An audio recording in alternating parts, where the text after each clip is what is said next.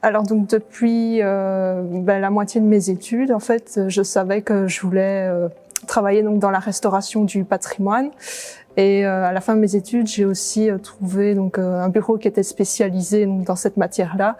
Et j'ai donc voulu du coup poursuivre mes études et faire cette formation afin de compléter mes connaissances en restauration donc, du patrimoine. Alors en fait, j'ai un profil un peu particulier. J'étais beaucoup plus âgée que les autres étudiants. En fait, pourquoi j'ai commencé ce master? Parce que dans le cadre de la restauration de la maison Art Nouveau que nous avons achetée à Ixelles, j'ai eu la chance d'avoir Florence Deneux comme architecte responsable de la restauration de la maison. Elle m'avait parlé de ce master et ça m'intéressait énormément pour me familiariser avec le patrimoine architectural, même si j'ai une formation littéraire à la base, puisque je suis philologue classique, mais je tenais à suivre ce master en parallèle avec le chantier de la maison et ça a été vraiment passionnant.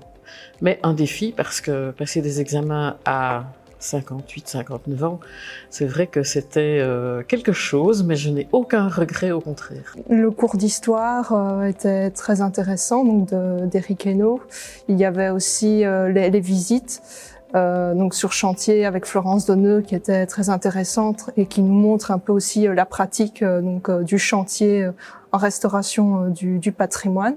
Alors j'ai beaucoup apprécié l'interdisciplinarité, les cours très variés et chacun très approfondi et qui nous ont permis d'avoir une vue sur différents horizons et d'apprendre énormément de choses.